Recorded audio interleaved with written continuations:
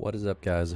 Welcome back to another video. Today's video is all about OpenBar, and I am going to try to get into this as much as I possibly can. This is one very complicated, I guess, if you can call it that, little extension for GNOME. It changes everything and completely ends up redesigning the look of it completely, and this is what people love about it.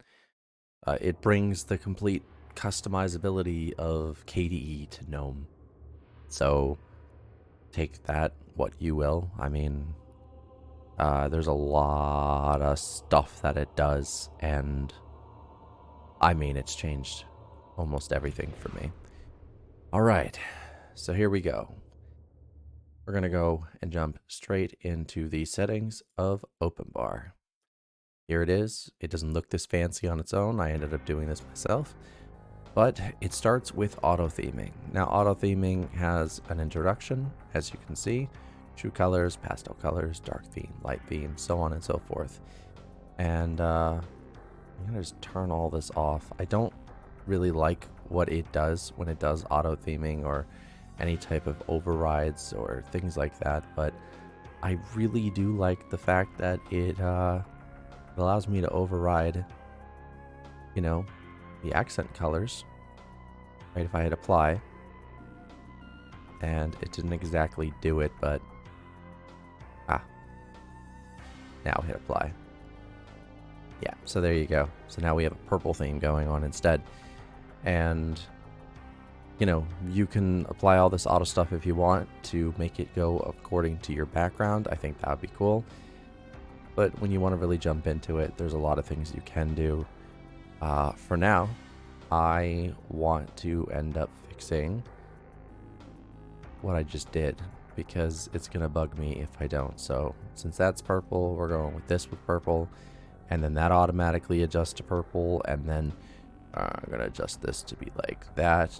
And you can see, you can make it pretty big, and we're going to leave it there.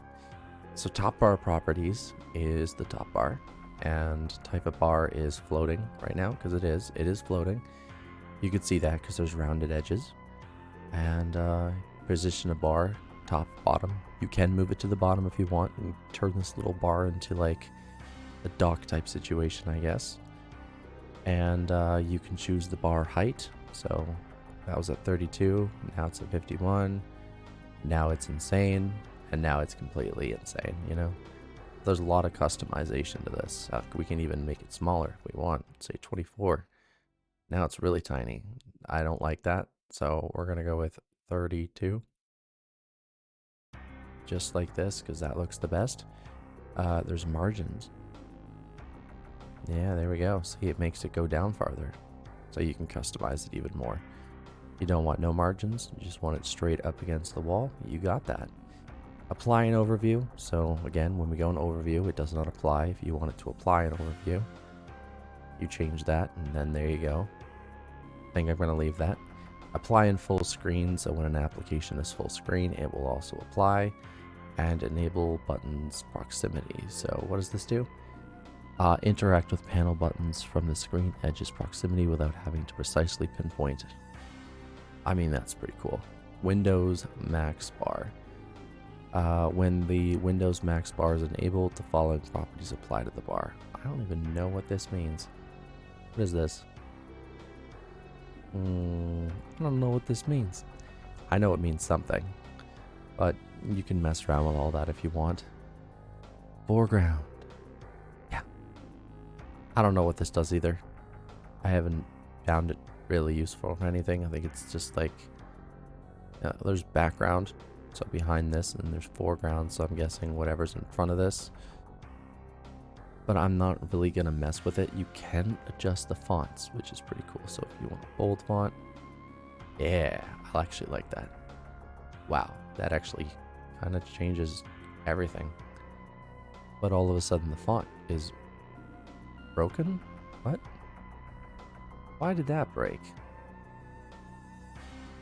Oh, dear God, every time I click it, it makes it worse. Let's try this. Yeah, I'm not going to mess with that anymore because I don't need it to bust anymore.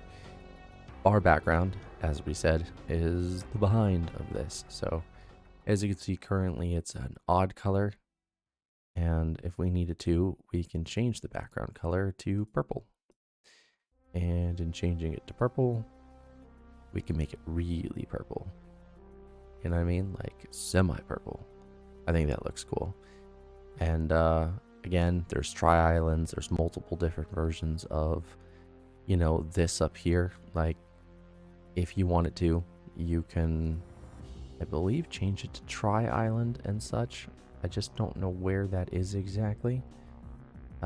Gradient. You can add gradient. It doesn't look very good, but you can still do it. That just looks like muddy waters. Unless I change this to this. Ugh. Gross. But that might apply to you, I guess, you know? And if it does, hurrahs. Yeah, I don't really know how to get an end to this. Like, let's try that. I don't have any margins. Oh, margin. Once again, it's the, yeah, okay. So this is the highlights of it. So in other words, this part right here, as you can see currently, it's supposed to be a blue highlight. Let's change that to this instead. I don't know if it's working. I think it doesn't want to. Hey, there it goes. Now it is. So we made it into a lighter version of itself, which is nice. And we can just max that out and make it like super out there and in your face if you want. Yeah, you can also pull a border off too, so it looks pretty nice like that. And I mean, we can overkill it, or we can underkill it. But I don't like the highlight with border. I think that this looks much better. And if this is right here, I think it doesn't need to be like completely overkill. So multiple options there, right? And this is the border around your bar. So as I showed you this previously, it allows you to pretty much have a nice border, you know, kind of like with Forge and other types of tiling things, how they have a border around the window. So if we wanted to, we could totally turn on Forge while we're doing this, minimize that, and now we have a border around it. And again, it applies to purple, so border around here, border around here. But I think this border is a little bit stupid now, so let's just try that one. By the way, I'm totally keeping this because this theme looks awesome. I'm just trying to find the right color for it though. And I think I'm gonna just bring that alpha a bit down to about there. There we go. So again, you can have it apply to the top, the bottom, left, or the right. You can have it just to apply to the top. Yeah, let's turn it all off so that we don't have any border. So right side, it's over there. And left side, now it looks like we have some shading on the sides. And if we want it just to the top and the bottom, that looks cool. I like that. Not bad at all. I'm keeping that. Now this is your pop-up menus. So these things right here, okay? And foreground color is white. You can see the white right there. If you wanted to, we can change it to this. And there you go. So foreground color is the text. I'm gonna leave it at white. Background color, we change it to this. Yeah. See, you're gonna have to be very, very picky with this one because you choose the wrong color and it's gonna look really, really awful, right? You don't want to do that. You don't want to make it look awful. You want to make it look nice. So I'm thinking a more purplish blue color. Yeah, like that. That looks good, see? And you can also make it an alpha too if you want, so like that. But it ends up making it transparent, which could be a problem for some people. You could also add a light gradient, an override secondary, and so on and so forth. Even change the border alpha. So you want a nice thick border, you get a nice thick border. And again, there's your border color. Let's change it to this. There we go. And highlight color, the auto highlight color is on. So now that's blue, which we don't want. We want this to match, so there we go. And I'm trying to do my best to show you all of this. There's the accent color, which we already have set up. We don't need to change that again. You can change the alpha of that, and you have your shadow color. So, I mean, if we wanted to, we could change the shadow behind all of the stuff to be a different thing. And then you got like all of this, the shadow alpha, the menu panel radius, the calendar sub radius, the toggle button radius. There's just so much stuff that honestly you could end up doing that it's absolutely nuts and insane. Like, look at all this. It even overrides arc menu. And then we have dash to dock. Yeah. Like, it's kind of nuts what you could do with this. Like, watch this. There we go. I don't think it's going to listen, though. It's looking like it doesn't want to listen. Yeah, right now it just doesn't want to listen. I mean, it's kind of listening, but it doesn't want to listen. Because it has to obey blur my shell, so it is what it is. But I'm going to set it like that for now, and if we need to, we can go and deal with it elsewhere. Now this applies to menu styles, pop-ups, accents, shell overrides, you name it, it's all there. And again, like so far, we've got a trippy little theme going on here. This is menu brightness, by the way. You can do this on GNOME too. This applies to Flatpaks and stuff.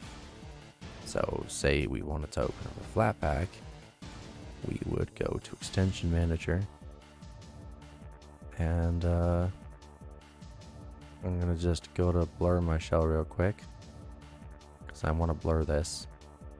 We'll go back in the submenu here in a second. There we go. That didn't work. Why do you never want to blur the things that I want you to blur? Like, look at that. That's right. It didn't do it. Yeah, maybe this is the problem. Cannot pick window from here. Okay, so it has to deal with the fact that Forge is on. You like shrink it down, and then we can select the window. No, it's not going to let us because it thinks that this is the whole window, which is a problem. So it's a little bit ifed out. So let me close that out and open it back up and see if it gets fixed.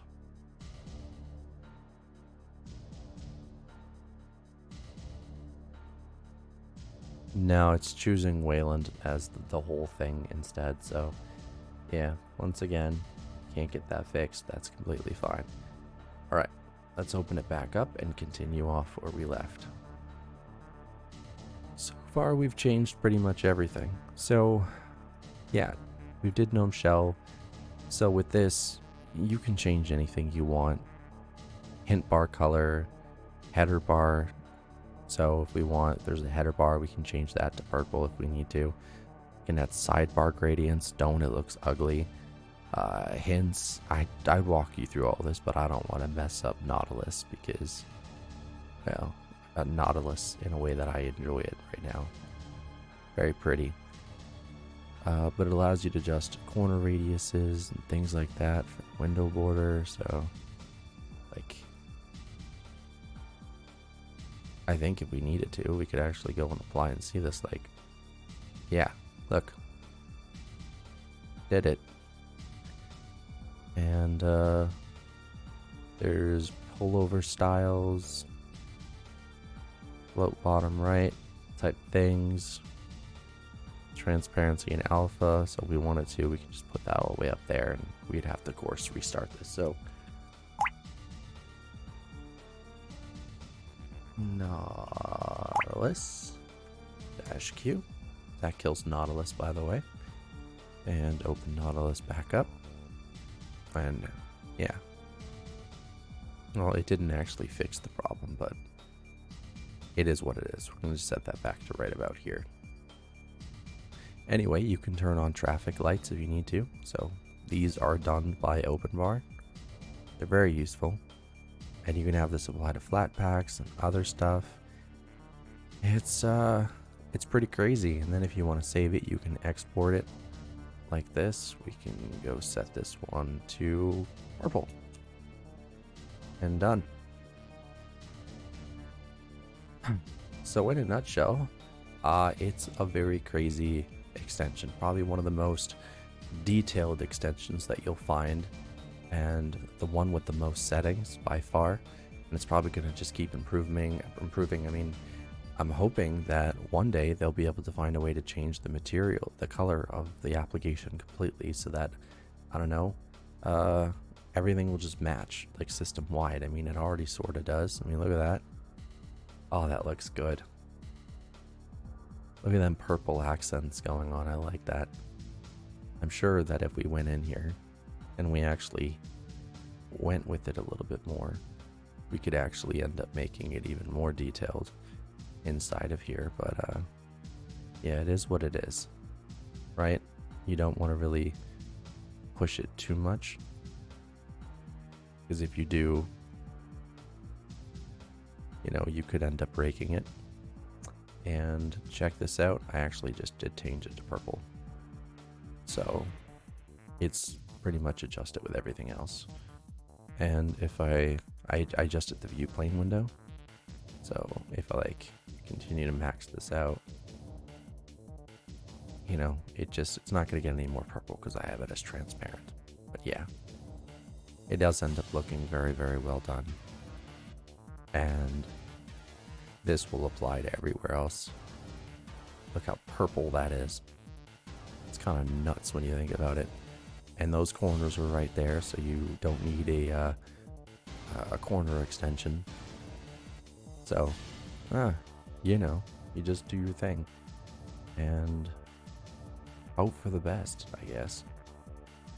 Wow, there's just a lot of stuff that we can do.